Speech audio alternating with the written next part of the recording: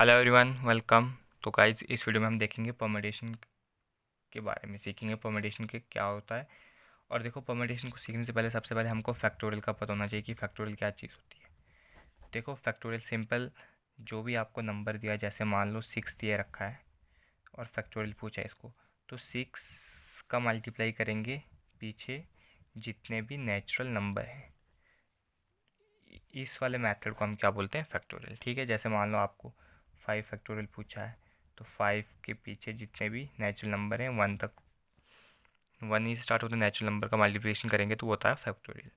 ठीक है, तो जैसे मान लो आपको n फैक्टोरियल पूछ लिया, तो n फैक्टोरियल किसके बराबर होता है? n into n minus one, n minus two क्या है, या ऐसे ऐसे करते 3 2 1 तक। ठीक है, तो देखो फैक्टोरियल को डिनोट हम करते हैं n के आगे ये उल्टा एक्सक्लेमेशन यूज़ करके। इसको ऐसे भी बोलते हैं, इसको क्या पढ़ेंगे हम? n factorial. या अगर मान लो फैक्टोरियल को हम ऐसे भी डिनोट करते हैं, तो इसको पढ़ते हैं हम फैक्टोरियल n। ठीक है, फैक्टोरियल में आपको 1 से लेके 10 तक सभी फैक्टोरियल याद करने हैं। देखो कैसे करोगे। 1 का फैक्टोरियल होता है 1, 2 का फैक्टोरियल 2 इंटू 1 आएगा 2, ऐसे करके 3 का फैक्टोरियल होता है 6, 4 का फैक्टोरियल होता है 24, 5 का फैक्टोरियल होता है 120। 5 का फैक्टोरियल कैसे लिखोगे आप? 5 इंटू 4 इंटू 3 इंटू 2 इंटू 1। ठीक है, इसी तरह 6 का फैक्टोरियल होता है आपके पास 720, 7 का फैक्टोरियल होता है आपके पास 5040, 8 का फैक्टोरियल होता है आपके पास 80 को इस नंबर के साथ मल्टीप्लाई कर दो तो क्या आएगा आपके पास? 8040 को मल्टीप्लाई करोगे तो आपके पास आ जाएगा 40320। और 9 का फैक्टोरियल आएगा, 9 की मल्टीप्लाई कर दो 40320 के साथ, क्योंकि ऐसा ही आएगा। 9 को फैक्टोरियल को कैसे लिख सकते हैं हम? 9 इंटू 8 का फैक्टोरियल भी लिख सकते हैं, तो 8 का फैक्टोरियल होता है 40320 के बराबर। तो इसको मल्टीप्लाई करके आएगा 362880।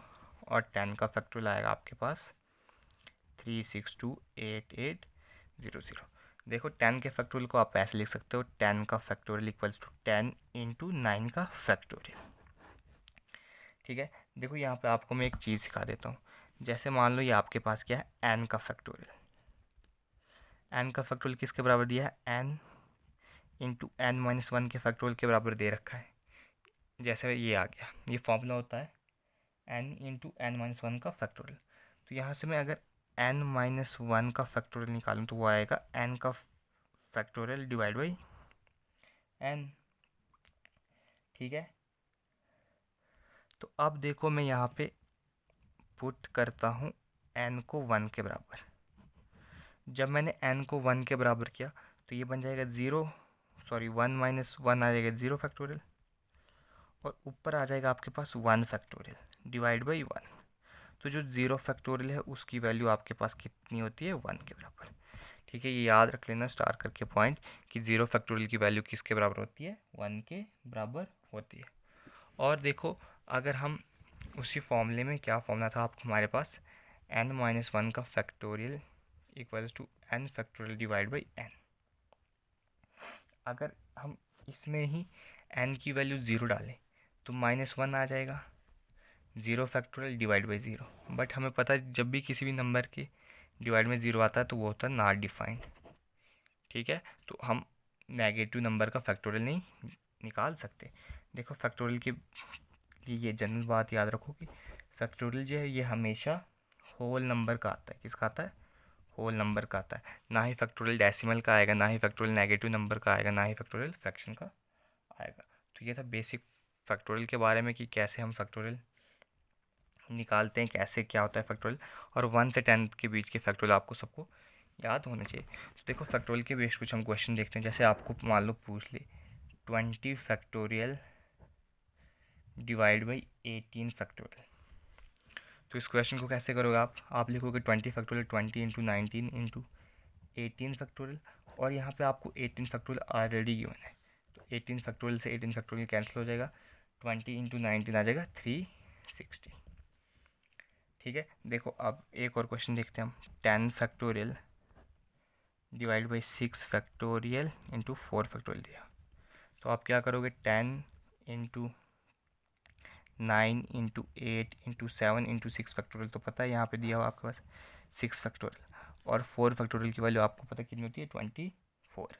6 फैक्टोरियल से 6 फैक्टोरियल कैंसिल, 4 को 20, 4 को 3 इससे कर लो, 8 के साथ कैंसिल हो जाएगा 3, 3 को 9 के साथ करो तो 3। तो अब आ गया आपके पास 10 इंटू 3 इंटू 7, 10 इंटू 3 30, 30 इंटू 7 आ गया 210। तो ये आ गया आंसर।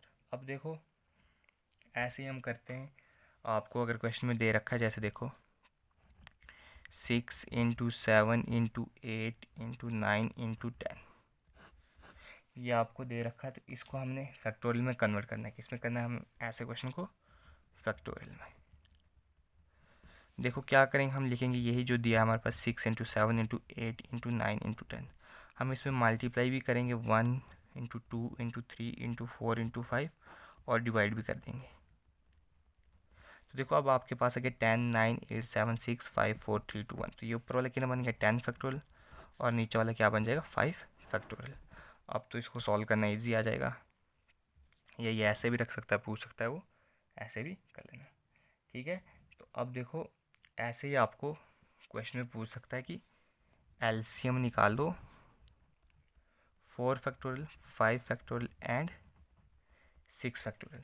तो देखो कैसे निकालोगे आप इनका एलसीएम, एलसीएम आपको पता है क्या होता है, कॉमन नंबर। देखो सबसे पहले 4 फैक्टोरियल किसके बराबर आएगा, 4 फैक्टोरियल इंटू 1, ठीक है। और 5 फैक्टोरियल किसके बराबर आएगा, 5 इंटू 4 फैक्टोरियल। और 6 फैक्टोरियल किसके बराबर आएगा, 6 इंटू 5 इंटू 4 फैक्टोरियल। तो अब आपको पता है एलसीएम आपके पास क्या होगा, एलसीएम होता है एलसीएम एचसीएफ, मैंने अभी प्राय 2-3 वीडियोस की अपलोड है, आप प्लेलिस्ट में जाके चेक कर सकते हो उन वीडियो कैसे निकालना है। तो देखो कैसे निकालोगे आप, सबसे पहले कॉमन क्या आ रहा है 4 फैक्टोरियल 4 फैक्टोरियल 4 फैक्टोरियल, तो आ जाएगा। उसके बाद 5 5 आ रहा है, तो एक बार लिखेंगे और 6 कर लेंगे, तो ये आ जाएगा आपके पास 4 फैक्टोरियल 5 फैक्टोरियल और 6 फैक्टोरियल का फैक्टर। तो देखो 4 फैक्टोरियल किसके बराबर होता है 24 इंटू 5 इंटू 6, 24 इंटू 5 आता है आपके पास 120, 120 इंटू 6 आता है 720, और 720 किसके बराबर होता है 6 के फैक्टोरियल के बराबर होता है। अगर आपको यहीं एचसीएफ पूछा होता तो एचसीएफ कितना होता है, हाईएस्ट कॉमन फैक्टर क्या था वो 4 factorial, that is equals to 24। तो आई होप आपको फैक्टोरियल का आइडिया आ गया होगा कि कैसे हम फैक्टोरियल निकालते हैं, कैसे फैक्टोरियल नहीं निकाल सकते हम, किस नंबर का निकाल सकते हैं, किसका नहीं निकाल सकते, ठीक है। तो ये था हमारा पार्ट 1। अगले पार्ट में हम देखेंगे क्योंकि परम्यूटेशन एंड कॉम्बिनेशन में बेसिक प्रिंसिपल ऑफ काउंटिंग्स क्या है वो सीखेंगे, उसके बाद हम परम्यूटेशन और कॉम्बिनेशन के क्वेश्चन करेंगे। तो ठीक है गाइज, आई होप आपको वीडियो अच्छी लगी, थैंक्स फॉर वॉचिंग।